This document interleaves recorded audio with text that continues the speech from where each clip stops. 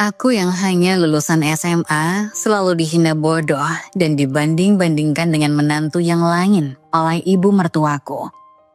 Ibu mertuaku syok saat tahu menantu yang dibangga-banggakan ternyata ketahuan selingkuh.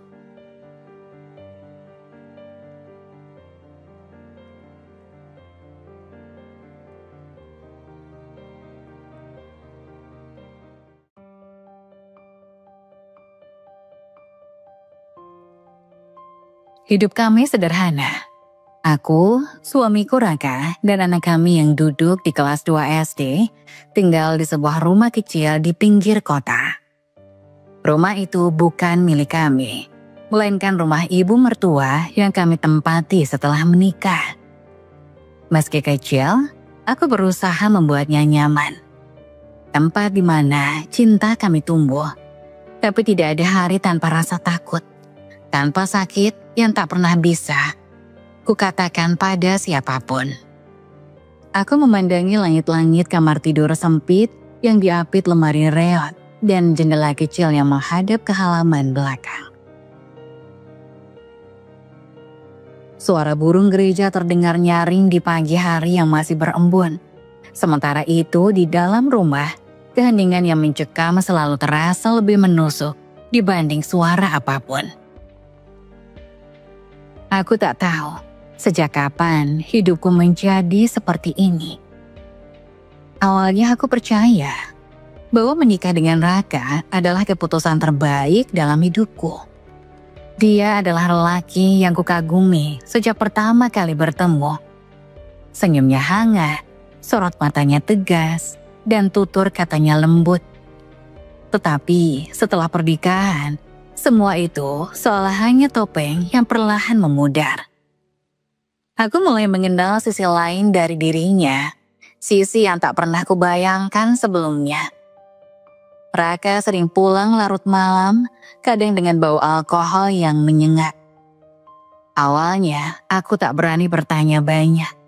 Aku hanya menyiapkan makan malam dan menunggu dengan sabar. Tapi lama-lama dia mulai berubah. Kata-kata yang dulu penuh cinta kini berubah menjadi bentakan. Sentuhan yang dulu lembut kini menyakitkan. Dan aku hanya bisa menanggung semuanya dalam diam. "Apa ini makanan yang kau sebut enak?" bentaknya satu malam sambil membanting piring di meja makan. Anak kami Alif yang sedang mengerjakan PR di sudut ruangan hanya bisa menunduk ketakutan. Aku ingin membela diri, ingin mengatakan bahwa aku sudah berusaha sebaik mungkin. Tapi kata-kata itu hanya tertelan di tenggorokan. Di tengah segala kekacauan itu, aku tetap mencoba menjadi ibu yang baik bagi Alif. Dia adalah alasan aku bertahan. Setiap pagi, aku mengantarkannya ke sekolah, menyisir rambutnya dengan rapi, dan membungkus bekalnya dengan hati-hati. Aku ingin dia tumbuh tanpa mengetahui betapa berantakannya rumah ini. Aku tahu anak-anak lebih peka dari yang kita kira. "Bu, kenapa ayah sering marah?" tanya Alif suatu malam ketika kami sedang berdua di kamar. Pertanyaan itu menusukku seperti belati. Aku terdiam sejenak, mencoba mencari jawaban yang tepat. "Ayah sedang lelah, Nak," jawabku akhirnya. Meskipun aku tahu itu bukan jawaban yang jujur. Namun, malam-malam seperti ini tak pernah berlangsung lama. Pagi berikutnya, suara gaduh dari ruang tamu membangunkanku. Raka pulang larut malam lagi, dan kali ini ia membawa teman-temannya. Kelak tawa mereka terdengar hingga ke kamar tidur, menciptakan perasaan gelisah yang tak bisa kuhentikan. Aku tahu apa yang akan terjadi setelah mereka pergi, dan benar saja. Setelah rumah kembali sunyi, Raka masuk ke kamar dengan wajah merah karena mabuk. "Kenapa kau selalu menatapku seperti itu?" tanyanya dengan nada yang mengancam. Aku tak menjawab, hanya menunduk sambil memeluk lututku. Kau pikir aku ini suami yang buruk? Lanjutnya. Suaranya semakin meninggi. Aku ingin berteriak, ingin mengatakan bahwa aku hanya ingin dia berubah, tapi aku tahu itu tak ada gunanya. Hari-hari berlalu seperti itu, penuh ketakutan dan kesunyian yang menyesakan. Aku mulai kehilangan diriku sendiri, kehilangan siapa aku sebelum semua ini terjadi. Tapi, meskipun begitu, ada sesuatu dalam diriku yang terus memaksaku untuk bertahan. Aku selalu percaya bahwa cinta bisa mengubah segalanya. Aku berharap suatu hari Raka akan kembali menjadi lelaki yang kucintai dulu. Tapi harapan itu semakin pudar, digantikan oleh rasa takut yang membayangi setiap langkahku. Suatu malam, aku memutuskan untuk menulis semua perasaanku di sebuah buku harian tua yang kutemukan di lemari. Aku menulis tentang rasa sakitku, tentang mimpi-mimpi yang hancur, dan tentang harapan yang masih tersisa di sudut hatiku. Buku itu menjadi satu-satunya tempat di mana aku bisa jujur pada diriku sendiri. Namun, semuanya berubah ketika Raka menemukan buku itu. Apa ini? Tanyanya dengan suara dingin. Dia memegang buku itu di tangannya, dan aku bisa melihat amarah di matanya. Raka, itu... Aku mencoba menjelaskan, tapi dia sudah terlalu marah untuk mendengarkan. Dia merobek halaman-halaman buku itu, lalu melemparkannya ke lantai. Jangan pernah menulis omong kosong seperti ini lagi, katanya sebelum meninggalkan kamar. Aku duduk di lantai, memunguti potongan-potongan kertas yang berserakan. Rasanya seperti memunguti serpihan hatiku yang hancur. Tapi di tengah-tengah semua itu, aku menyadari sesuatu. Aku tak bisa terus hidup seperti ini. Aku mulai mencari cara untuk keluar dari situasi ini. Aku berbicara dengan sahabatku Dinda, yang selalu mendukungku meskipun dia tak tahu apa yang sebenarnya terjadi di rumahku. Dia menyarankan agar aku pergi ke pusat perlindungan perempuan. Tapi bagaimana dengan Alif? Dia akan lebih bahagia jika kau bahagia, Nia, jawab Dinda dengan lembut. Butuh waktu berminggu-minggu bagiku untuk mengambil keputusan itu. Tapi pada suatu malam, setelah Raka kembali mabuk dan membentak Alif tanpa alasan, aku tahu bahwa aku tak bisa menunggu lebih lama lagi. Aku mengemasi barang-barang kami di tengah malam, hanya membawa pakaian dan dokumen penting. Aku menggandeng tangan Alif yang masih setengah mengantuk, dan kami keluar dari rumah itu tanpa menoleh ke belakang. Malam itu, aku merasa seperti baru saja melarikan diri dari penjara. Aku tak tahu apa yang akan terjadi selanjutnya. Tapi untuk pertama kalinya dalam hidupku, aku merasa bebas. Kami tiba di pusat perlindungan perempuan menjelang pagi. Mereka menyambut kami dengan hangat, memberikan tempat untuk beristirahat, dan mendengarkan ceritaku tanpa menghakimi. Di tempat itu, aku belajar untuk menyembuhkan luka-luka yang selama ini kusimpan sendiri. Aku belajar untuk mencintai diriku sendiri, untuk percaya bahwa aku pantas mendapatkan hidup yang lebih baik. Raka mencoba mencariku, tapi dengan bantuan pusat perlindungan, aku berhasil menjaga jarak darinya. Aku mulai bekerja di sebuah toko kecil, sementara Alif melanjutkan sekolahnya dengan bahagia. Hidup kami masih sederhana. Tapi kali ini aku tahu bahwa kesederhanaan itu penuh dengan kebebasan dan harapan ketika aku menikah dengan Raka. Aku tahu bahwa hidupku tidak akan mudah. Tapi aku tidak pernah membayangkan bahwa tantangan terbesar bukanlah dari luar, melainkan dari dalam rumah ini. Bu Ratna, ibu mertuaku, tidak pernah benar-benar menerimaku. Katanya, aku tidak pantas untuk putranya yang punya gelar sarjana. Aku heran kenapa Raka milih kamu. Katanya pada hari ketiga aku tinggal di rumah itu. Tangannya sibuk mengelap meja makan, tapi nada suaranya penuh sindiran. Kamu cuma lulusan SMA kan? Bagaimana kamu mau mendukung Raka membangun masa depannya? Aku hanya bisa tersenyum kecil sambil menunduk. Waktu itu aku masih terlalu naif. Berpikir bahwa cinta antara aku dan Raka akan mampu mengatasi segala prasangka. Hari-hari pertama di rumah itu penuh dengan perasaan asing.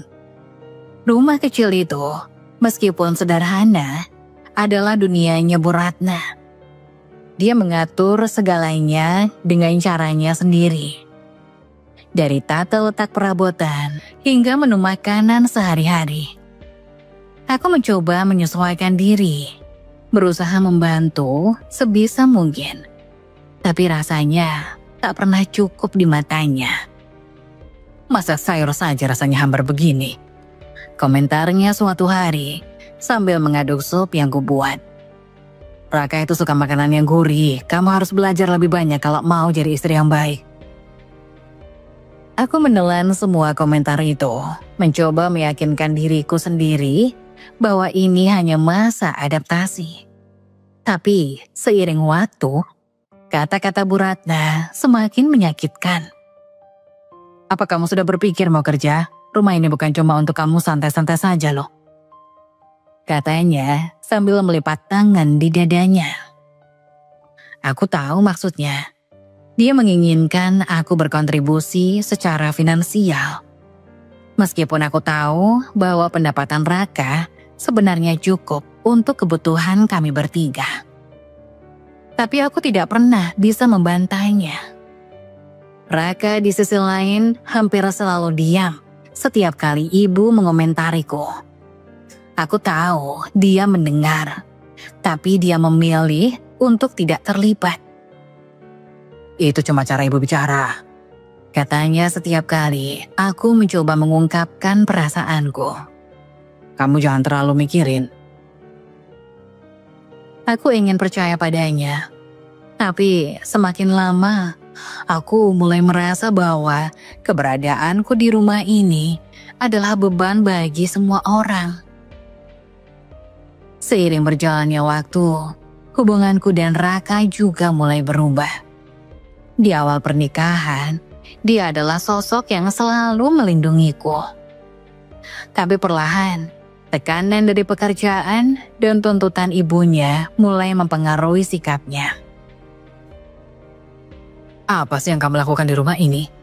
Tanyanya suatu malam, ketika kami sedang duduk di ruang tamu. Ibu benar, kamu harus mulai cari kerja. Aku gak bisa terus-terusan nanggung semuanya. Kata-katanya menusukku lebih dalam daripada semua sindiran-sindiran Bu Ratna. Aku tahu kondisi keuangan kami tidak ideal, tapi aku juga tahu bahwa pekerjaan Raka sebenarnya cukup untuk mencukupi kebutuhan dasar kami. Dia hanya terpengaruh oleh ibunya yang terus-menerus mengatakan bahwa aku tidak berkontribusi apa-apa. Aku mencoba mencari pekerjaan, tapi dengan hanya ijazah SMA, pilihan yang ada sangat terbatas. Aku pernah melamar sebagai kasir di minimarket, tapi mereka memilih pelamar yang lebih muda. Aku juga mencoba bekerja sebagai asisten rumah tangga, tapi waktu kerja yang panjang membuatku khawatir meninggalkan Alif sendirian. Ketika aku tidak berhasil mendapatkan pekerjaan, tekanan di rumah semakin besar. Raka mulai sering pulang larut malam. Dan ketika aku mencoba menanyakannya, dia hanya menjawab singkat, "Urusan kantor." Tapi aku tahu, itu bukan hanya urusan kantor. Aku mulai mencium aroma alkohol di tubuhnya dan beberapa kali menemukan bukti bahwa dia menghabiskan waktu di tempat hiburan malam. "Apa kamu gak peduli sama keluarga kita?" tanyaku suatu malam dengan suara yang bergetar. Dia menatapku tajam, dan untuk pertama kalinya aku melihat amarah yang begitu dingin di matanya. "Keluarga? Kamu pikir kamu sudah cukup berusaha untuk keluarga ini?" Pertengkaran itu adalah awal dari serangkaian konflik yang tak kunjung usai. Raka semakin menghindariku, sementara Bu Ratna terus saja menambah bebannya di pundakku.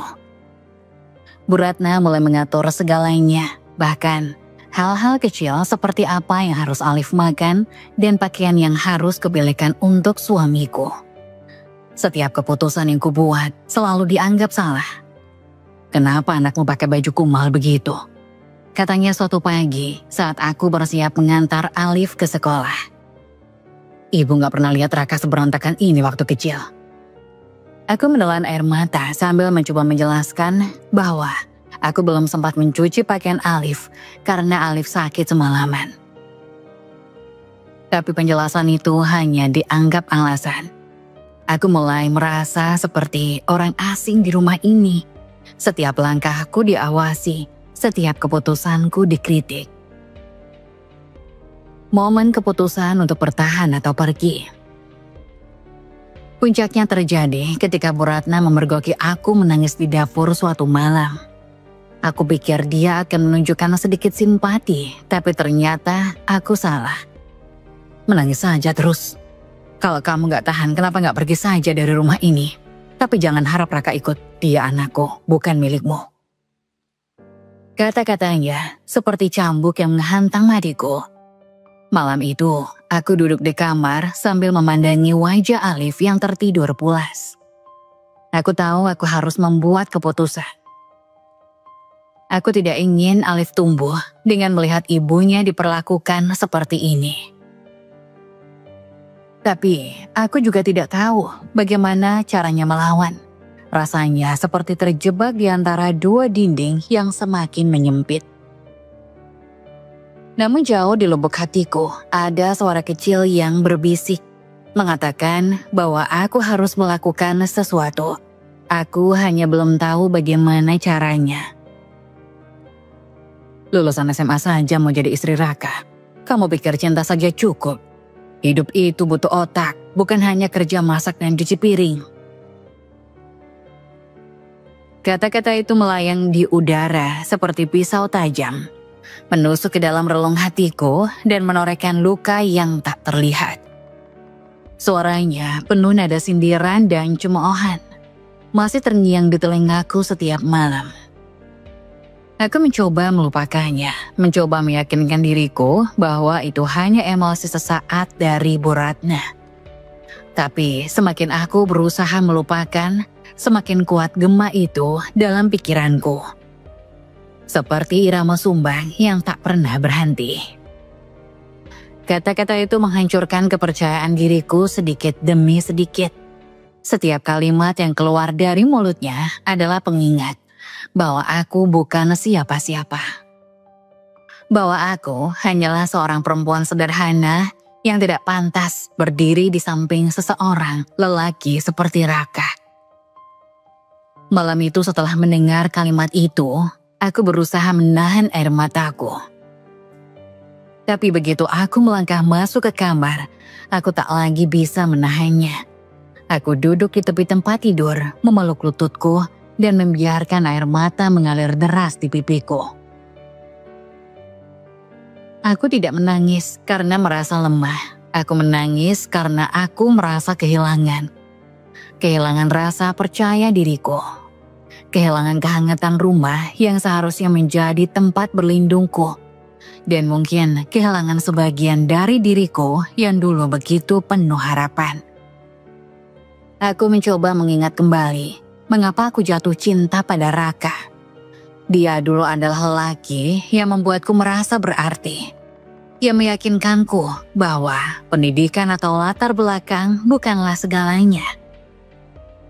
Tapi sekarang, setelah mendengar kata-kata ibunya, aku mulai meragukan segalanya. Apakah aku benar-benar pantas untuknya? Apakah aku terlalu naif untuk percaya bahwa cinta saja cukup? Keesokan harinya aku mencoba bangun dengan semangat baru. Aku menyapu ruang tamu, mencuci piring, dan menyiapkan sarapan untuk Alif dan Raka. Tapi meskipun aku tersenyum di depan mereka, hatiku tetap terasa kosong. Kata-kata Bu Ratna masih membayangiku, seperti awan gelap yang menutupi cahaya mentari. Bu Ratna tidak pernah melewatkan kesempatan untuk melayangkan sindiran tajam. Ketika aku sedang mencuci baju di halaman belakang, dia muncul dengan secangkir teh di tangan. Berdiri di pintu dan menatapku dengan tatapan penuh penilaian. Kamu tahu kan, Raka itu lelaki yang punya masa depan cerah. Kalau dia nikah dengan perempuan yang setara, mungkin dia sudah punya rumah sendiri sekarang. Katanya sambil menyeruput tehnya. Aku berhenti mengucek baju, menatap tanganku yang mulai memerah karena deterjen. Aku tahu, Bu, jawabku pelan, mencoba menahan getaran di suaraku. Tahu saja gak cukup ya, kamu harus membuktikan bahwa kamu layak. Katanya lagi sebelum berbalik dan masuk ke dalam rumah, meninggalkanku sendirian di halaman yang sepi. Malam-malamku semakin dipenuhi rasa cemas. Aku terbangun dengan keringat dingin, memikirkan semua kata-kata yang telah diucapkan Bu Ratna. Rasanya seperti sebuah suara yang terus-menerus mengingatkan bahwa aku tidak cukup. Aku mulai meragukan segala hal yang kulakukan. Apakah masakanku cukup enak? Apakah bajunya sudah kusetrika dengan rapi? Apakah aku sudah menjadi ibu yang baik untuk Alif? Setiap hari terasa seperti ujian dan aku tahu bahwa tidak peduli seberapa keras aku berusaha, hasilnya tidak akan pernah memuaskan Bu Ratna. Namun, yang paling menyakitkan adalah diamnya Raka. Dia tahu apa yang terjadi. Dia mendengar semua komentar ibunya. Tapi dia tidak pernah membela aku. Itu cuma cara bicara ibu, katanya. Seperti setiap kali aku mencoba mengungkapkan perasaanku. Jangan terlalu dipikirin ya. Tapi bagaimana aku bisa tidak memikirkannya? Kata-kata itu seperti racun yang meresap perlahan ke dalam diriku. Setiap hari aku merasa semakin kecil, semakin tak berarti. Ada kalanya aku ingin pergi, meninggalkan semuanya. Tapi setiap kali aku memandang wajah Alif, aku tahu aku tidak bisa. Dia membutuhkan aku dan aku tidak akan meninggalkannya begitu saja. Namun di dalam hatiku aku bertanya-tanya, sampai kapan aku bisa bertahan? Kata-kata Bu Ratna adalah beban yang terus kupikul, beban yang semakin berat setiap harinya. Dan meskipun aku mencoba untuk tetap kuat, ada bagian dari diriku yang mulai retak. Perlahan tapi pasti, ibu selalu membanggakan Mira, istri kakak iparku. Namanya disebut dengan nada bangga, seolah-olah dia adalah perempuan yang sempurna yang tak bisa dibandingkan dengan siapapun, apalagi denganku. Lihat Mira, dia pintar, bisa cari uang, bisa bantu suami. Kamu ini apa? Cuma tahu ngabisin beras di rumah. Katanya sambil menatapku dengan sorot mata tajam yang menusuk.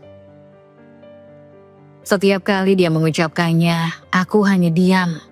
Membiarkan kata-kata itu menghujani diriku tanpa perlawanan. Tapi di dalam hati, ada ribuan emosi yang bercampur aduk. Marah, sedih, kecewa, hingga rasa tidak berdaya. Kata-kata itu terus menghantui pikiranku, membuatku mempertanyakan diriku sendiri. Apa benar aku tak ada gunanya? Apa benar aku hanya menjadi beban bagi keluarga ini? Pagi itu, Aku sedang mengajari Alif menulis huruf-huruf baru di ruang tamu. Dia duduk dengan antusias di depan meja kecil, menggenggam pensil dengan tangannya yang mungil. Aku mencoba menjelaskan dengan lembut, memastikan dia memahami setiap huruf yang aku tulis di buku catatannya. Untuk sesaat, aku merasa dunia ini damai. Aku merasa menjadi seseorang ibu yang berarti bagi anakku. Namun, kedamaian itu tidak bertahan lama. Bu Ratna melintas sambil membawa keranjang cucian.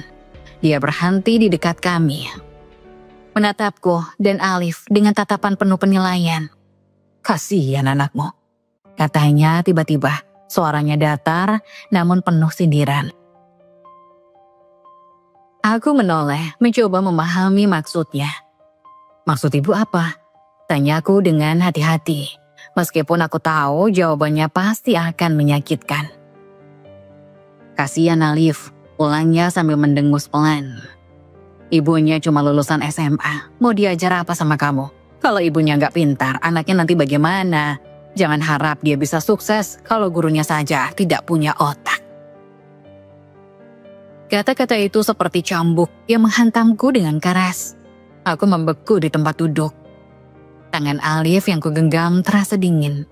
Anak kecil itu menatap neneknya dengan bingung, seolah mencoba memahami apa yang baru saja dikatakan. "Bu," jawabku pelan, mencoba menahan getaran di suaraku. "Aku hanya ingin Alif belajar dariku sebisa mungkin. Aku berusaha yang terbaik untuk dia. Tapi usaha saja tidak cukup," balas Bu Ratna tanpa ragu. "Kalau kamu tidak punya kemampuan, usaha sebanyak apapun tetap percuma. Kamu harus sadar diri.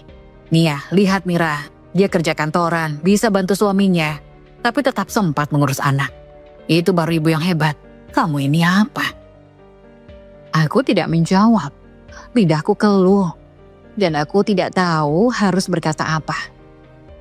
Kata-katanya menyakitkan. Tapi aku tahu melawan hanya akan memperburuk keadaan.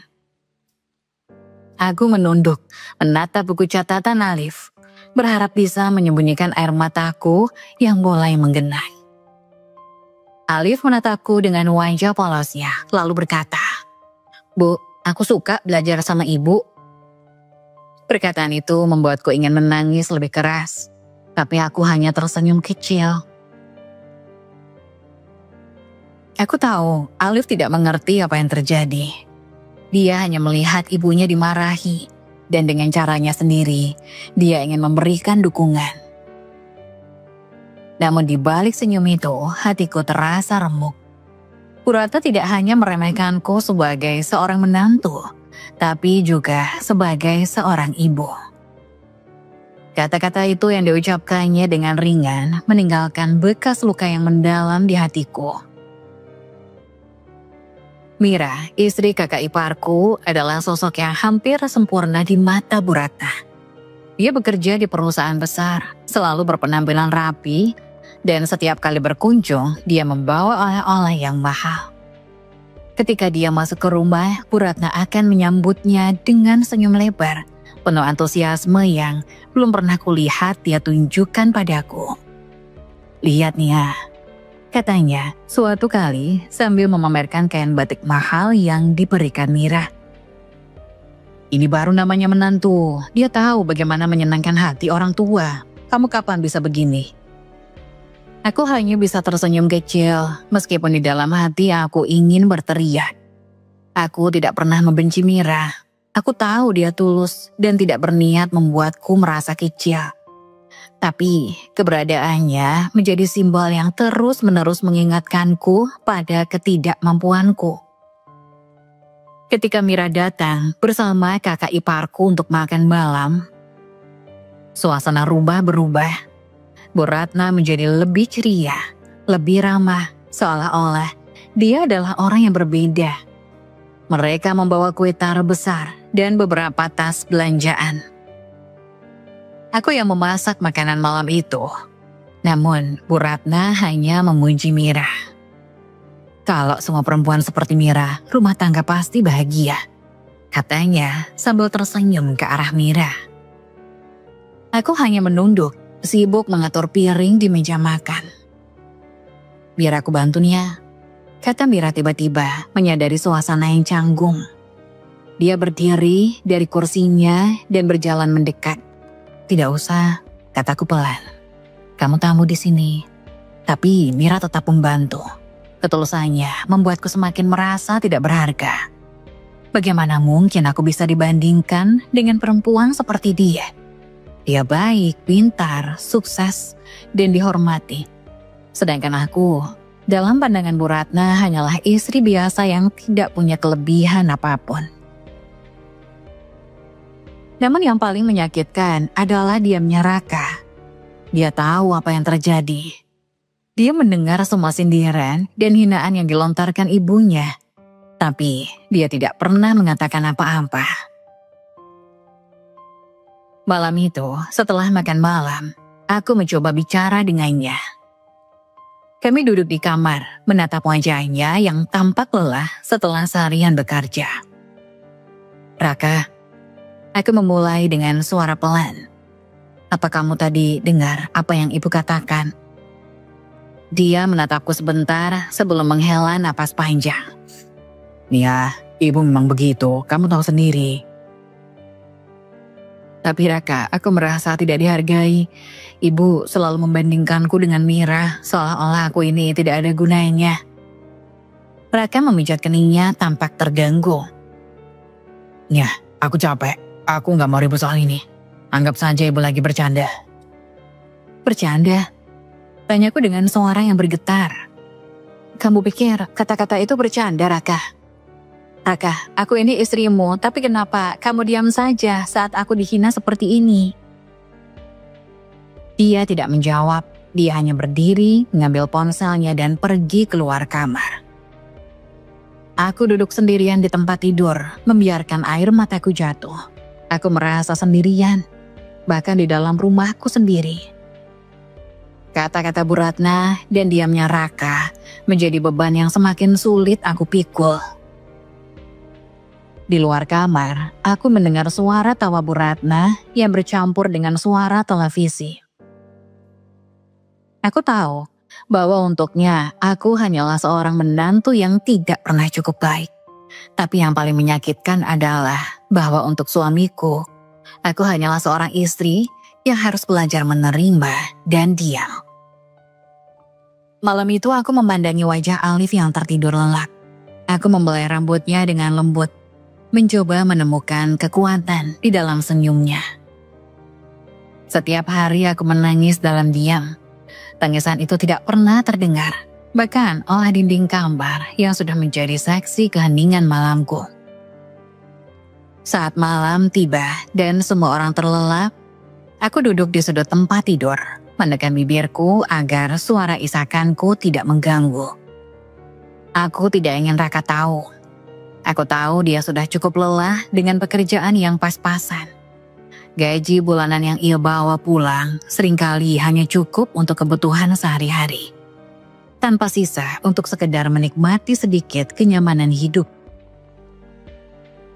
Aku tidak ingin menambah bebannya dengan keluhanku, dengan air mata yang mungkin hanya akan dianggap sebagai tanda kelemahanku. Jadi aku menahan semuanya sendirian. Ada saat-saat ketika aku ingin berbicara, ingin mengatakan semuanya.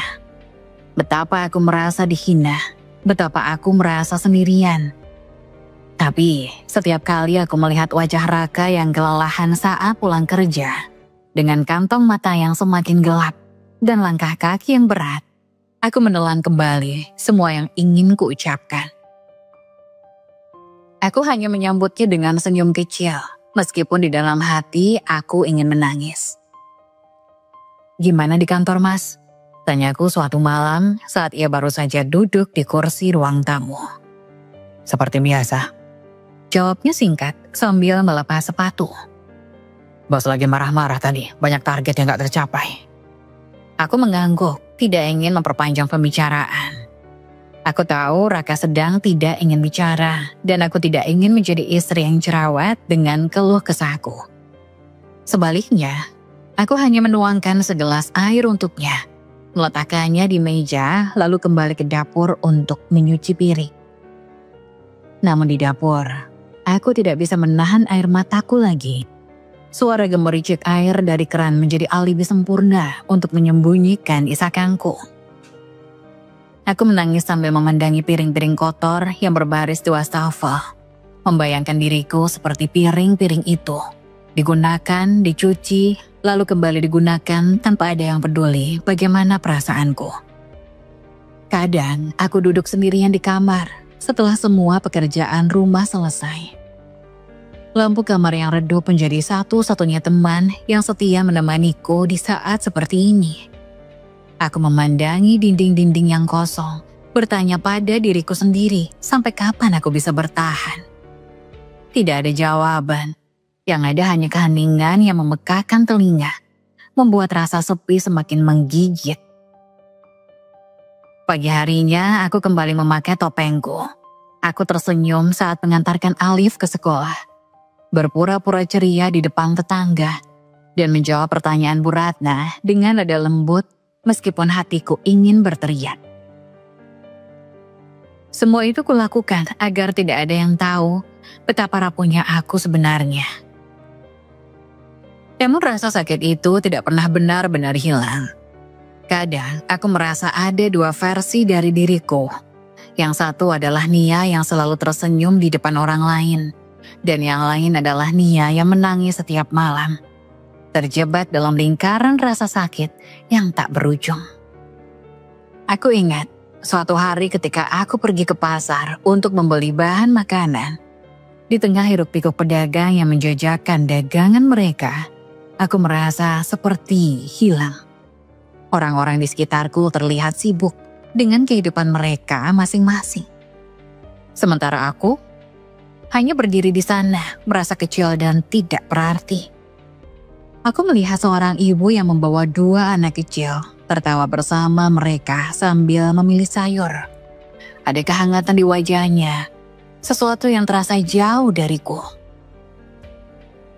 Aku bertanya pada diriku sendiri, apa aku juga bisa seperti itu? Bahagia tanpa rasa sakit yang terus menghantuiku. Tapi pertanyaan itu hanya mengambang di pikiranku tanpa jawaban yang pasti. Setiap malam sebelum tidur, aku memandangi wajah Alif yang tertidur lelap.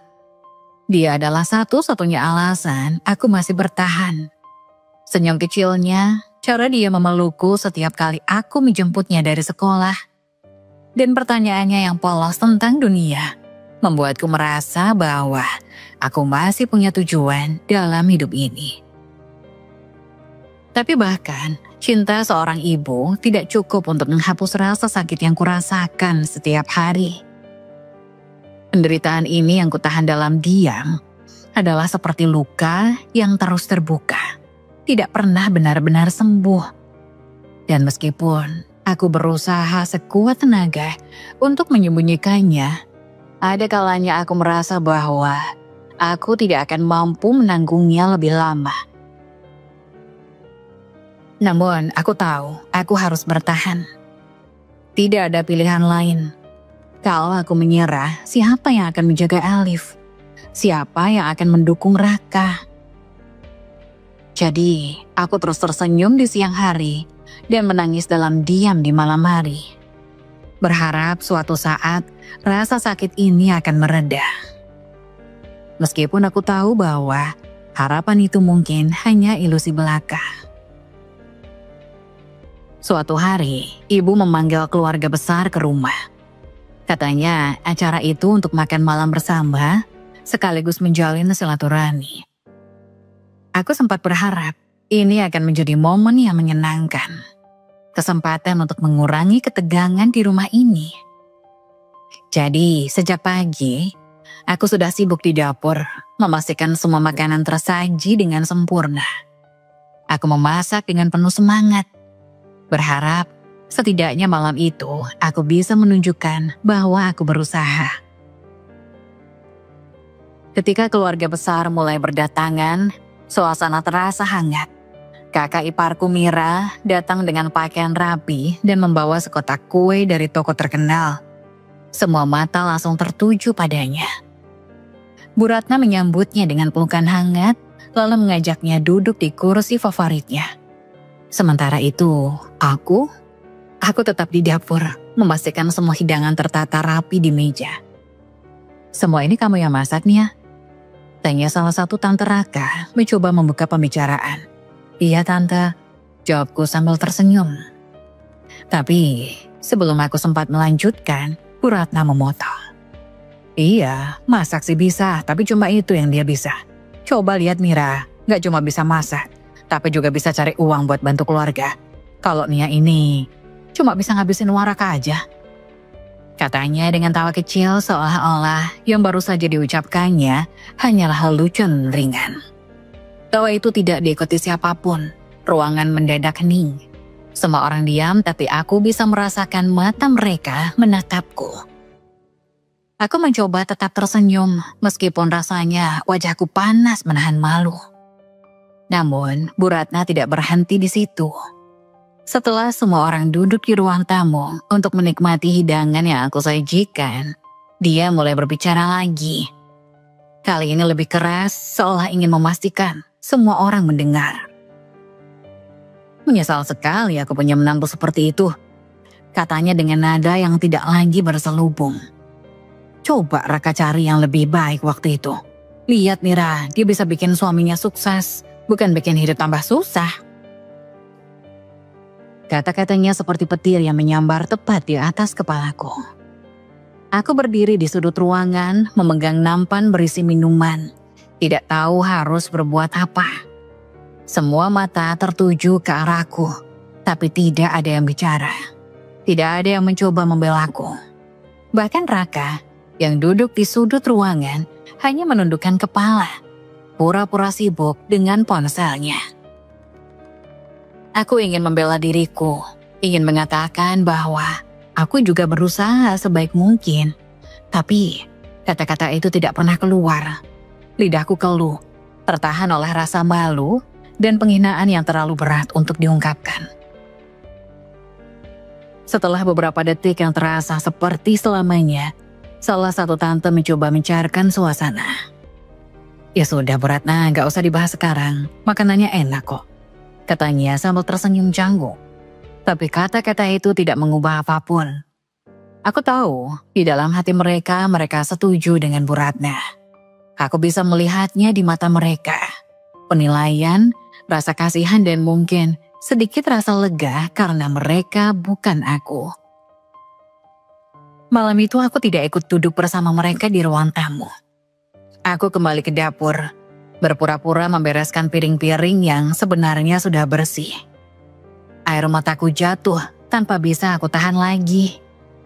Aku merasa kecil, tidak berarti. Seperti aku hanya sebuah bayangan di tengah keramaian mereka.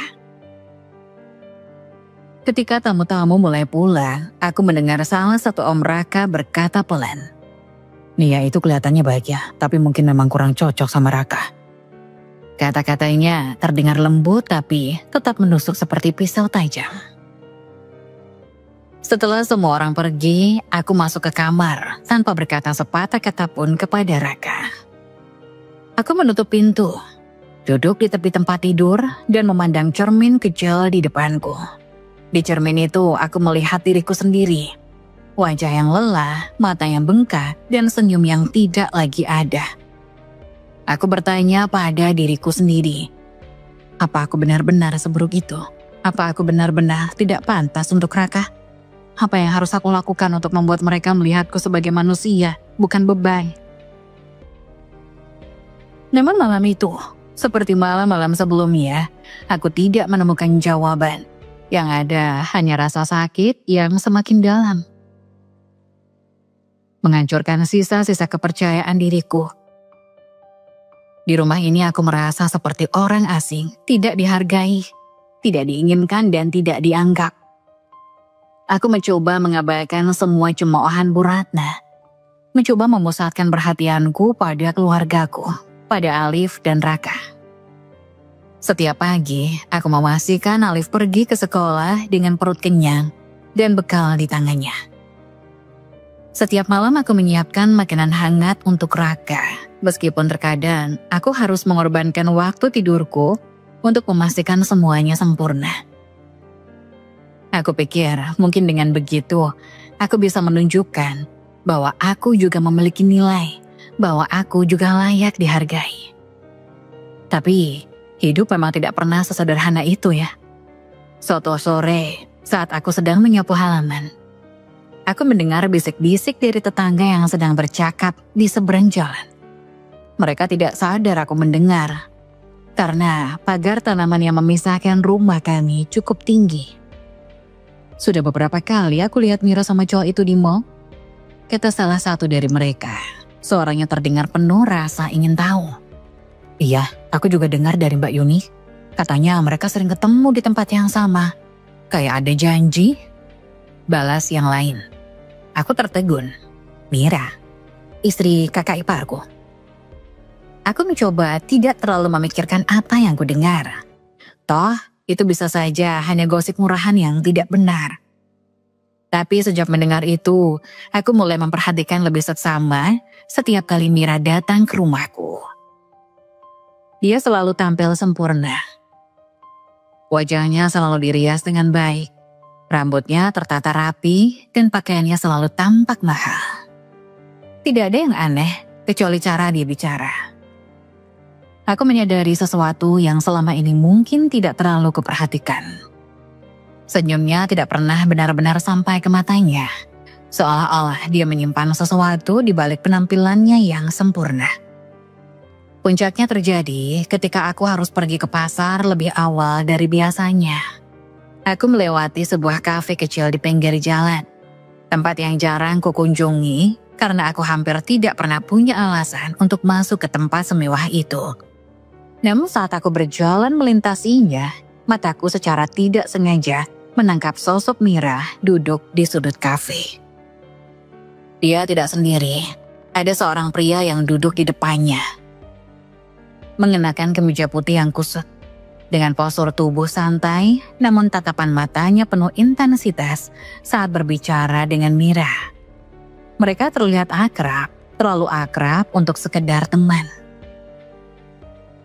Aku tidak yakin harus bagaimana, rasanya kakiku terpaku di tempat. Apa yang kulihat di depan mataku itu nyata. Aku mencoba menenangkan diriku. Mencoba mencari alasan untuk tidak langsung berpikir buruk. Tapi sikap Mira yang sesekali menyentuh lengan pria itu sambil tertawa kecil membuatku semakin ragu. Aku cepat-cepat pergi dari sana, takut mereka melihatku. Hati kecilku bergejolak. Apa yang harus aku lakukan?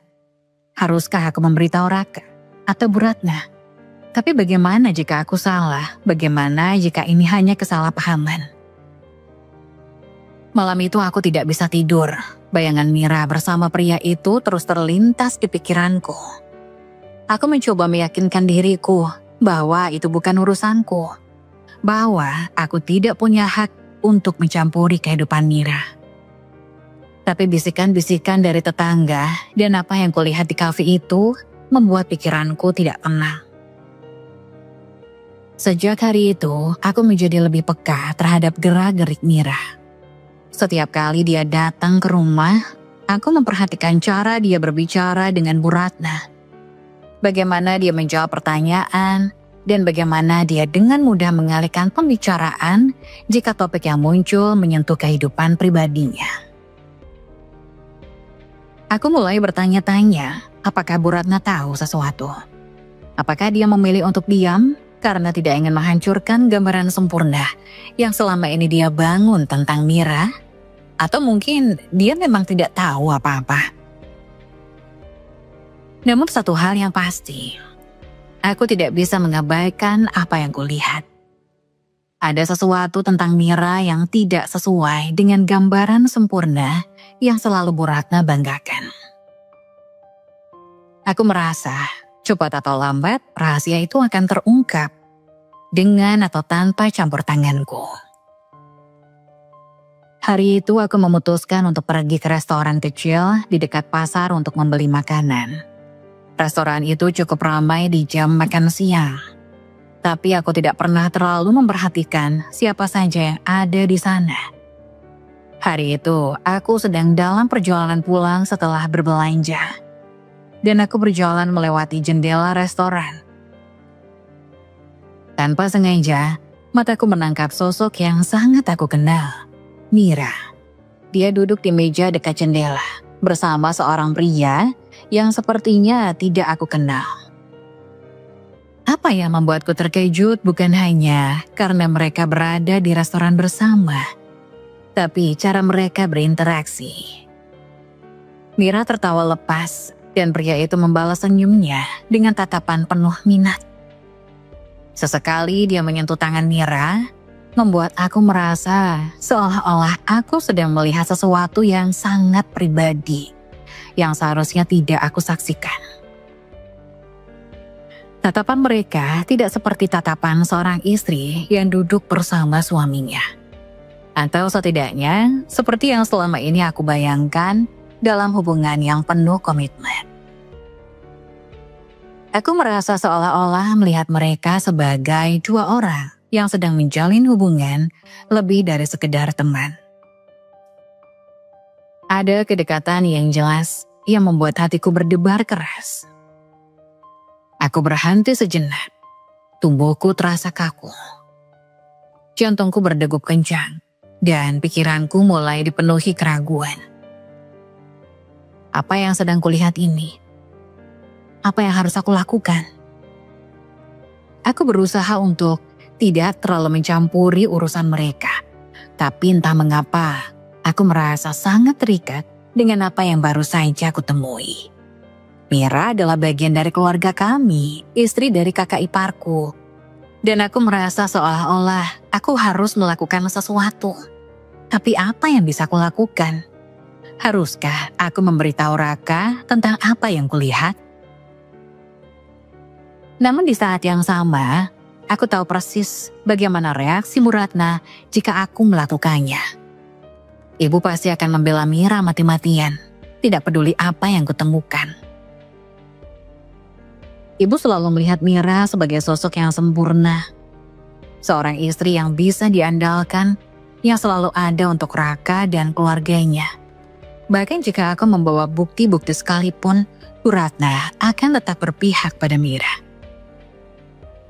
Aku merasa terjebak dalam dilema yang semakin berat.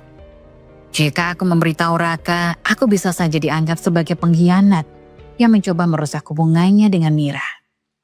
Jika aku diam, aku merasa bersalah karena tidak memberitahunya tentang apa yang mungkin terjadi. Aku tahu, bagaimanapun juga, aku tidak akan bisa memenangkan perang ini. Kecurigaan yang mulai merayap di dalam hatiku semakin memuncak. Apakah aku hanya paranoid? Apakah ini hanya perasaanku yang terbawa oleh masalah yang terus mendera diriku dan keluargaku? Tapi setiap kali aku memikirkan apa yang kutemui di restoran itu, tatapan mereka, gerakan tubuh mereka yang terlalu intim, rasanya tidak bisa hanya diabaikan. Aku berjalan pulang dengan langkah berat, seolah-olah ada beban yang sangat besar di pundakku. Ketika aku sampai di rumah, aku langsung masuk ke kamar dan menutup pintu dengan perlahan. Aku merasa tidak bisa berbicara dengan siapapun, bahkan dengan Raka. Aku duduk di tempat tidur, memandangi dinding kosong. Pikiranku penuh dengan pertanyaan yang tidak bisa kuberikan jawabannya. Apa yang harus aku lakukan dengan informasi ini? Apakah aku harus memberitahu Raka? Ataukah aku hanya perlu diam dan berharap bahwa aku salah? Namun satu hal yang pasti, kecurigaan yang mulai tumbuh dalam diriku ini tidak akan mudah pergi. Rasanya seperti sesuatu yang menggigit pelan, namun terus menggerogoti setiap lapisan keyakinanku. Aku ingin tahu kebenaran, tapi aku takut dengan apa yang akan aku temui. Setelah berhari-hari hidup dengan kecurigaan yang membelenggu pikiranku, akhirnya semuanya terbongkar dengan cara yang tak terduga.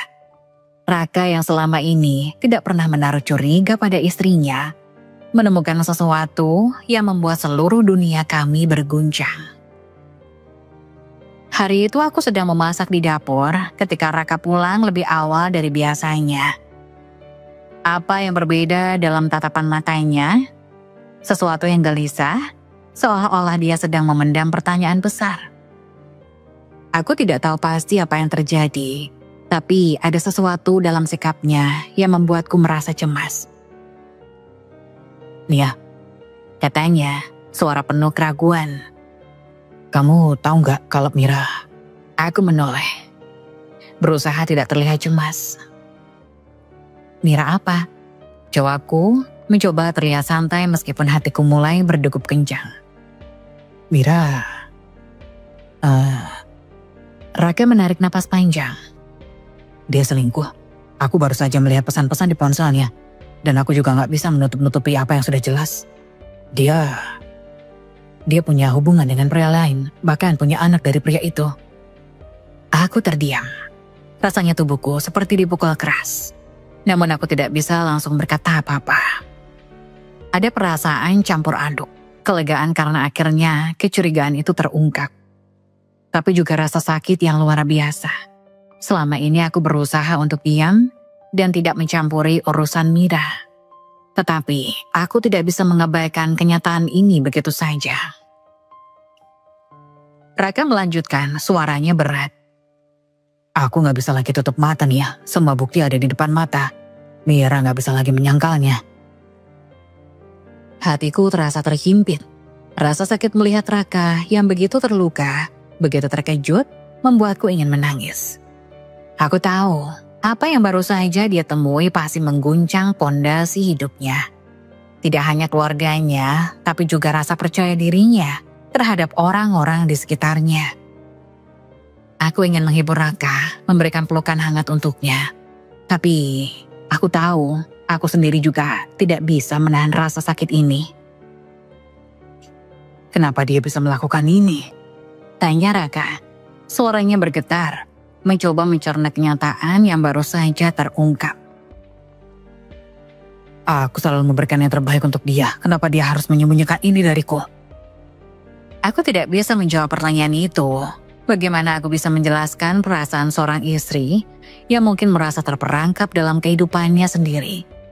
Bagaimana aku bisa menjelaskan keputusan Mira untuk menjalin hubungan dengan pria lain, meskipun dia sudah memiliki suami dan keluarga? Keheningan yang mengisi ruangan itu terasa berat. Aku ingin menghibur Raka, tapi aku tahu ini bukan hanya tentang dirinya. Ini juga tentang aku. Tentang bagaimana aku selama ini merasa tak dihargai. Tentang bagaimana aku melihat hubungan ini berubah. Dia sudah lama seperti ini, Kak. Ujarku pelan, meskipun aku tahu kata-kataku tidak akan meringankan beban Raka. Aku melihatnya beberapa kali, Mira dengan pria itu. Aku hanya tidak tahu harus bilang apa. Raka menatapku dengan mata yang penuh kesedihan dan kecewa. Kenapa kamu gak bilang dari dulu?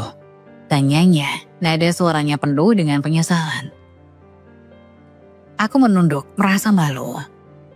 Aku tidak ingin merusak hubungan kita, Raka. Aku tahu kamu sangat sayang sama Mira. Dan aku tidak mau jadi orang yang membuat semuanya hancur. Aku tidak tahu kalau ini akan terjadi. Raka terdiam. Wajahnya dipenuhi kerutan kesedihan yang mendalam. Aku tahu ini adalah pukulan terbesar dalam hidupnya. Bukan hanya karena Mira berselingkuh, tetapi karena seluruh gambaran tentang keluarganya yang selama ini dia percayai hancur begitu saja. Ketika Raka akhirnya mengkonfrontasi Mira tentang apa yang dia temukan, Mira tidak bisa lagi membantah. Dia mengakui semuanya, bahwa dia memang menjalin hubungan dengan pria lain. Bahwa anak yang selama ini dia rawat bersama Raka bukanlah anak kandungnya, melainkan hasil dari hubungan terlarang itu. Raka tampak seperti tidak bisa menerima kenyataan ini. Dia terduduk lemas di kursi, tidak tahu harus berbuat apa.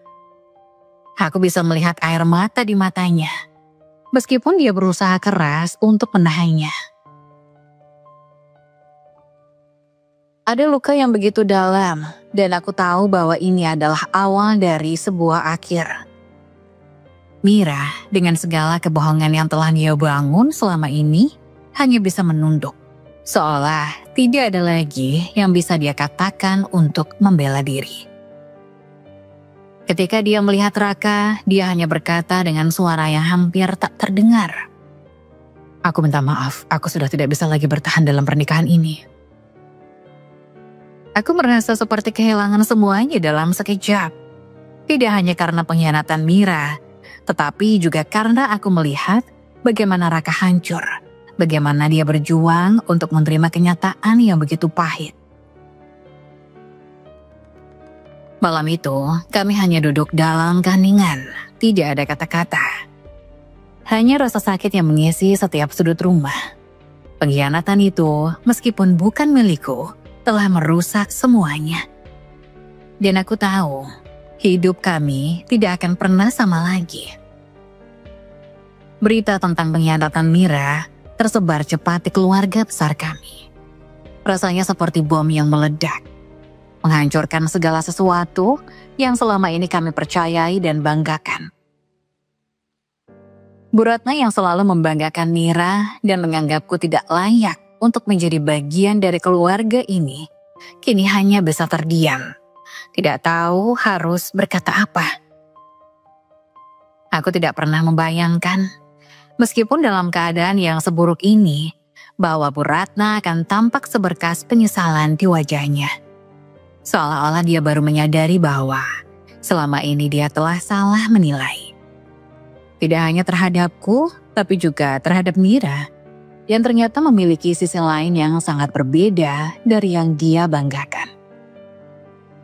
Pada malam setelah semuanya terbongkar, Bu Ratna datang ke rumah kami. Wajahnya tampak lelah, dan matanya terlihat sayu. Aku tidak tahu apa yang dia rasakan.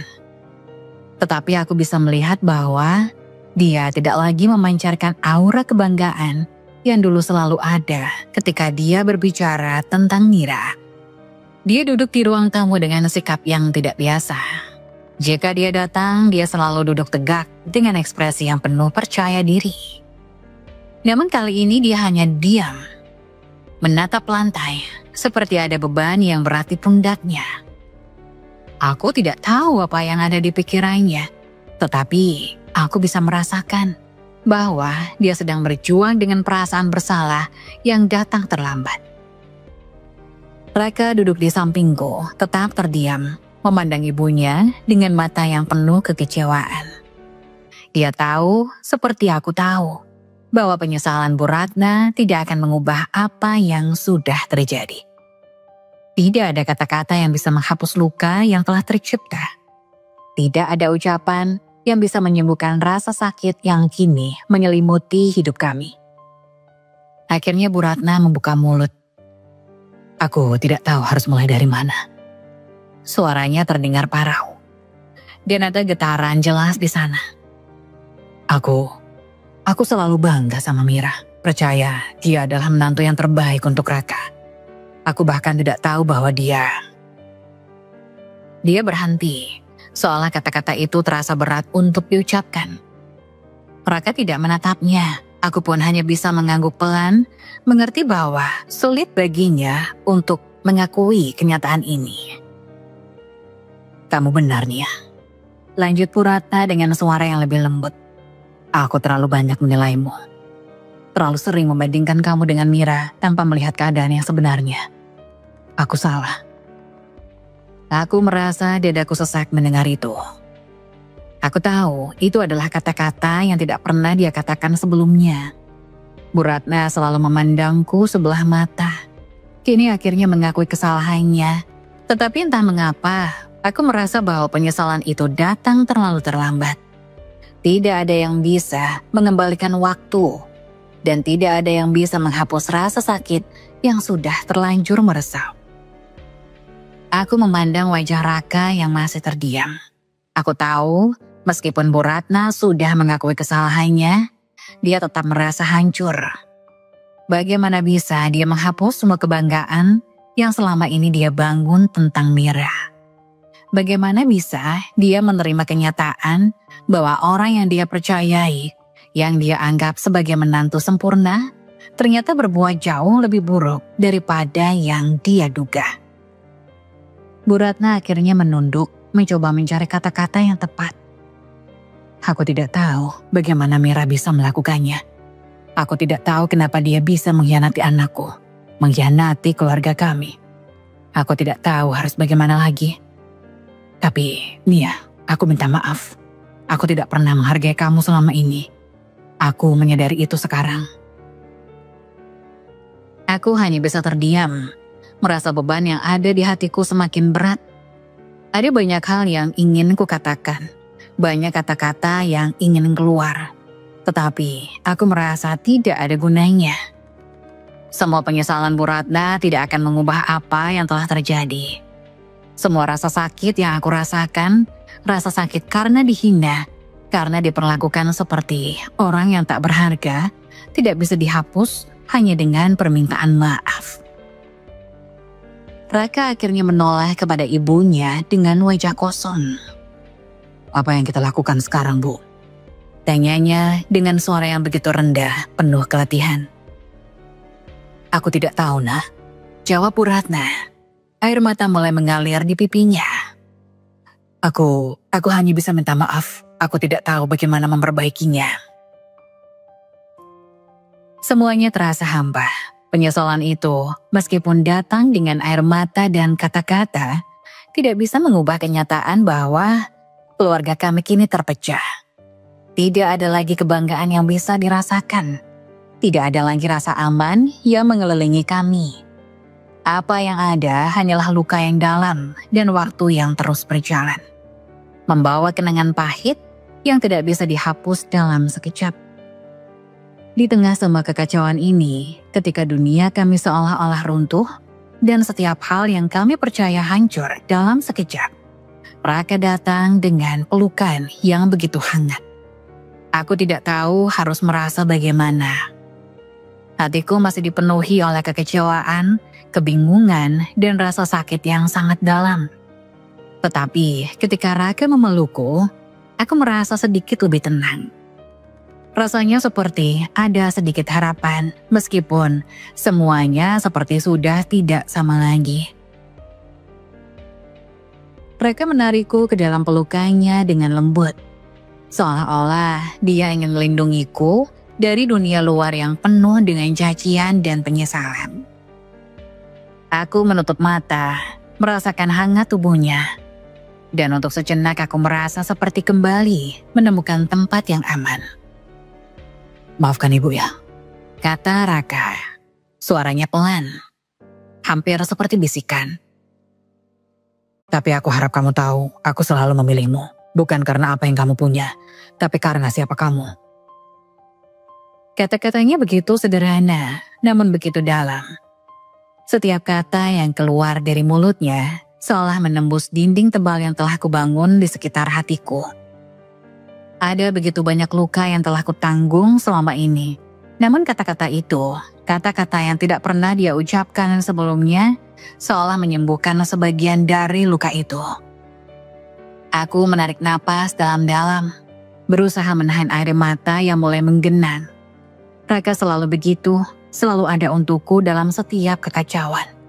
Selalu memihakku meskipun dunia menekan kami dari segala arah. Mungkin dia tidak tahu betapa pentingnya kata-katanya bagiku. Betapa aku merasa dihargai oleh ucapan yang sederhana itu. Namun bagiku, kata-katanya adalah obat bagi luka yang sudah terlalu lama kupendam. Aku mengangkat wajahku, menatapnya dengan mata yang penuh rasa terima kasih. Raka, aku tidak tahu apa yang akan terjadi sekarang. Semua ini terlalu berat, tapi aku ingin kamu tahu, aku sangat menghargai kamu. Kamu tidak perlu minta maaf, karena aku tahu kamu selalu berusaha yang terbaik. Raka hanya tersenyum, meskipun senyumannya tampak sedikit dipaksakan. Aku ingin kamu tahu, kita akan melewati ini bersama. Tidak ada yang bisa menghancurkan kita, Nia. Keluarga ini, kita berdua, kita akan tetap berdiri, meskipun kita harus memulai dari awal. Aku merasa seolah-olah dunia sejenak berhenti berputar. Semua kekacauan di luar sana, semua ketegangan yang memenuhi rumah kami seakan menghilang begitu saja ketika aku mendengar janji itu. Janji dari Raka bahwa dia akan selalu ada untukku, bahwa dia memilihku, bahkan di tengah semua kesulitan dan kenyataan pahit yang kami hadapi. Aku meletakkan tangan di dada Raka, merasakan detak jantungnya yang stabil dan penuh kehangatan. Aku juga memilihmu, Raka. Bisikku, suaraku hampir tidak terdengar. Selalu memilihmu. Aku tidak peduli apa yang terjadi dengan orang lain. Aku hanya ingin kita tetap bersama melewati semuanya. Raka mengangguk pelan, matanya berbinar dengan rasa percaya diri yang baru. Kita akan baik-baik saja nih ya, aku janji. Mungkin hidup kami tidak akan pernah sama lagi setelah semua yang terjadi. Setelah Mira, setelah ibu, setelah semua pengkhianatan yang merobek hati kami. Namun saat itu, dalam pelukan Raka, aku merasa sedikit lebih kuat.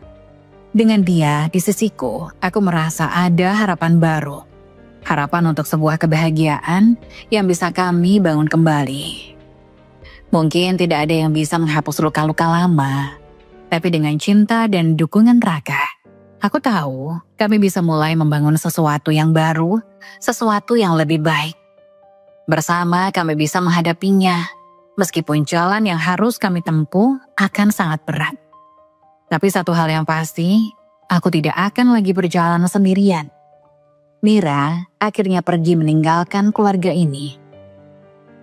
Setelah semua yang terungkap, tidak ada lagi tempat bagi dia di rumah kami.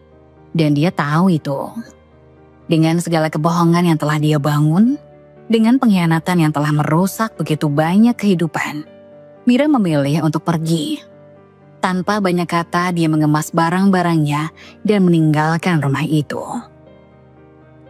Raka dan aku hanya bisa melihatnya pergi dengan hati yang penuh luka. Namun juga sedikit lega. Meskipun kami tidak bisa sepenuhnya melupakan apa yang telah terjadi, kami tahu bahwa kepergian Mira adalah langkah yang perlu diambil untuk memulai kembali. Mungkin kami bisa mulai menyembuhkan luka ini, meskipun itu akan membutuhkan waktu yang lama. Hari-hari setelah kepergian Mira tidak mudah. Ada banyak kesedihan yang masih menghantui kami, dan aku tahu Raka masih berjuang dengan perasaan marah, kecewa, dan bingung. Namun ada satu hal yang tidak pernah berubah. Kami tetap bersama. Aku, Raka, dan anak kami berusaha untuk melangkah maju. Meskipun dunia kami terasa jauh berbeda dari sebelumnya. Hubunganku dengan ibu mertua juga mulai membaik. Meskipun bekas luka yang ditinggalkan oleh masa lalu masih ada. Tidak bisa dipungkiri bahwa perjalanan kami bersama telah melalui banyak hal yang pahit. Namun perlahan-lahan kami mulai belajar untuk saling menghargai. Ibu mertua tidak pernah mengatakan kata-kata maaf yang langsung, tetapi aku bisa merasakan perubahan dalam sikapnya. Mungkin itu bukan pengakuan yang sempurna, tapi itu adalah langkah kecil menuju pemulihan. Aku mencoba untuk membuka hati meskipun rasa sakit yang ada tidak mudah untuk dilupakan. Setiap kali ibu mertua berbicara kepadaku, ada perasaan canggung yang tidak bisa dihindari. Tapi aku tahu, meskipun hubungan kami tidak akan pernah kembali seperti semula, kami bisa belajar untuk hidup berdampingan dengan saling menghargai. Tidak ada lagi perbandingan yang menghancurkan, tidak ada lagi kata-kata yang merendahkan. Kami mulai merancang masa depan yang lebih baik. Satu langkah demi satu langkah, kami berusaha untuk memberikan yang terbaik untuk anak kami. Memastikan bahwa meskipun dunia di sekitar kami kacau, dia tetap tumbuh dalam kasih sayang dan ketenangan. Aku berjanji pada diriku sendiri untuk tidak mengulangi kesalahan masa lalu. Untuk tidak lagi merasa kecil atau tidak dihargai. Aku tahu kami tidak sempurna, tapi kami akan tetap berusaha. Kehidupan kami berubah, dan meskipun perubahan itu datang dengan luka yang mendalam, aku juga merasa ada kedamaian yang mulai tumbuh. Tidak ada lagi ruang untuk pengkhianatan. Tidak ada lagi tempat untuk kebohongan. Semua yang kami hadapi mengajarkan kami untuk lebih menghargai satu sama lain. Untuk lebih kuat dalam menghadapi segala ujian hidup. Kepergian Mira meskipun menyakitkan, menjadi titik balik yang membuka jalan bagi kami untuk menemukan kembali kekuatan dalam diri kami sendiri. Aku dan Raka, kami tahu bahwa meskipun masa depan kami masih penuh dengan ketidakpastian, kami akan selalu ada satu sama lain. Dan itu sudah cukup untuk memberikan kami harapan untuk hari esok yang lebih baik. Meski hidup kami masih jauh dari sempurna, aku merasakan ada kedamaian yang mulai menghiasi hari-hari kami. Tidak ada lagi kebohongan, tidak ada lagi pengkhianatan yang merobek. Hanya ada kami, aku, Raka, dan anak kami, yang selalu mengingatkan kami untuk terus bertahan. Terkadang aku masih merasakan sakit di dalam hatiku. Kenangan pahit yang datang begitu saja. Namun aku tahu dengan Raka di sampingku, aku bisa melewati semuanya. Suatu sore, ketika aku sedang duduk di ruang tamu dengan anak kami yang tengah asik dengan buku-bukunya, Raka datang dan duduk di sampingku. Dia tersenyum, meskipun senyum itu terkadang terasa penuh beban. Aku tahu meskipun kami sudah melewati begitu banyak cobaan, luka-luka itu tidak akan pernah sepenuhnya hilang. Tetapi kami belajar untuk berdamai dengan masa lalu. Kita tidak butuh banyak nih, kata Raka sambil menggenggam tanganku erat. Selama ini kita saling percaya dan tetap bersama, itu sudah cukup. Kata-kata itu yang begitu sederhana namun begitu dalam, membuatku terdiam. Aku menatapnya dengan mata yang penuh haru. Rasanya, meskipun kami tidak memiliki banyak hal materi, kami memiliki sesuatu yang jauh lebih berharga. Kepercayaan dan cinta yang tidak bisa dihancurkan oleh apapun. Kami telah melalui begitu banyak hal, tetapi kami masih berdiri bersama. Kami masih memilih untuk terus bertahan. Aku merasakan tanganku menggenggam tangannya dengan kuat. Seolah ingin memastikan bahwa apa yang dia katakan adalah nyata. Ini bukan hanya janji kosong. Ini adalah kenyataan yang kami bangun bersama meskipun di tengah-tengah segala kekurangan dan ketidakpastian. Anak kami berlari, mendekat dan duduk di pangkuanku. Aku memeluknya erat, merasakan kehangatan yang begitu menenangkan. Dia adalah alasan kami terus berjuang. Dia adalah cahaya yang selalu membuat kami ingin bertahan. Tidak peduli apa yang terjadi di sekitar kami.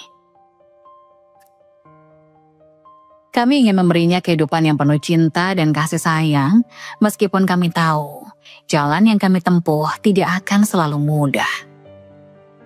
Raka menatap kami berdua dengan tatapan penuh arti, seolah mengatakan bahwa meskipun semua yang terjadi, kami masih memiliki satu sama lain. Kita punya satu sama lain ya. Lanjutnya, suaranya kini penuh dengan keyakinan. Dan itu lebih dari cukup untuk membuat kita kuat.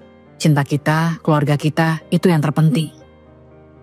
Aku menatap Raka dengan mata yang berkaca-kaca. Terkadang dalam hidup, kita mencari kebahagiaan di tempat yang salah, di luar diri kita. Di materi, di pengakuan orang lain. Tapi saat itu, di pelukan Raka dan anak kami, aku merasa kebahagiaan sejati itu datang dari tempat yang tidak pernah ku cari. Dari hati yang saling mencintai, dari dukungan yang tidak pernah luntur. Terima kasih Raka, bisikku. Suaraku penuh dengan rasa syukur. Aku tahu kita tidak sempurna, tapi selama kita bersama, aku percaya kita bisa melewati segalanya. Raka memelukku lebih erat. Dan aku merasakan kehangatan mengalir begitu dalam. Tidak ada kata-kata yang lebih indah dari kenyataan bahwa kami masih bersama, berjuang bersama. Kami tidak butuh banyak hal untuk bahagia. Kami hanya butuh satu sama lain. Saling mencintai dan percaya. Itu saja sudah cukup. Kami mungkin masih jauh dari sempurna, namun cinta yang kami miliki adalah fondasi yang tak tergoyahkan. Dalam setiap tantangan, dalam setiap kesulitan, kami akan selalu bertahan. Karena selama kami bersama, kami tahu bahwa kebahagiaan itu datang dari hati yang saling mencintai. Bukan dari segala sesuatu yang ada di luar sana. Dan dengan cinta ini kami siap menghadapi apapun yang akan datang. Hidup sederhana ini mungkin tidak sempurna. Tapi aku memilih untuk bersyukur. Aku menyadari bahwa kebahagiaan tidak selalu datang dari hal-hal besar yang bisa dilihat oleh orang lain. Kebahagiaan sejati hadir dalam kesederhanaan, dalam momen-momen kecil yang tidak terlihat oleh dunia luar. Namun sangat berarti bagi hati kami. Mungkin rumah kami tidak besar dan kami tidak memiliki banyak uang atau kemewahan. Namun kami memiliki cinta dan itu adalah hal yang paling berharga yang bisa kami miliki. Penderitaan yang pernah kualami adalah pengingat bahwa hidup tidak selalu berjalan mulus. Ada cobaan yang datang, ada luka yang harus sembuh, dan ada masa-masa ketika semuanya terasa sangat berat. Namun, setiap hari yang kami jalani bersama mengajarkan kami untuk lebih kuat, lebih bijaksana, dan lebih penuh kasih. Aku belajar bahwa cinta dan kesetiaan bukanlah hal yang bisa didapatkan dengan mudah.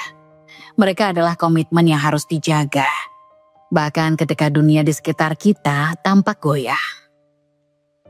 Raka dan anak kami adalah anugerah terbesar dalam hidupku. Bersama mereka, aku tahu bahwa kehidupan kami pernah jatuh. Kami selalu bisa bangkit lagi. Kami memiliki satu sama lain untuk saling menguatkan. Dan itu bagiku adalah kebahagiaan yang lebih dari cukup. Aku tidak tahu apa yang akan terjadi di masa depan. Hidup ini penuh dengan ketidakpastian dan kejutan. Namun satu hal yang pasti, selama kami bertahan dalam cinta dan saling menghargai, kami akan mampu melewati semua ujian hidup. Cinta kami adalah kekuatan yang tidak tergoyahkan, yang membuat kami terus berjalan meskipun jalan di depan terlihat penuh rintangan. Dan meskipun hidup kami masih jauh dari sempurna, aku merasa damai. Kami mungkin bukan keluarga yang kaya raya atau terkenal, tetapi kami kaya akan kasih sayang dan kebersamaan. Itu adalah kekayaan yang tidak bisa dihancurkan oleh waktu atau keadaan.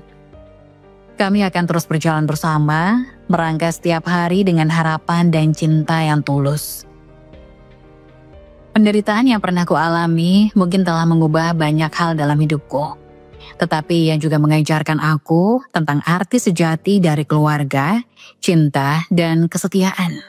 Aku tahu bahwa selama kami saling mendukung dan tetap bersama, tidak ada yang tidak bisa kami atasi.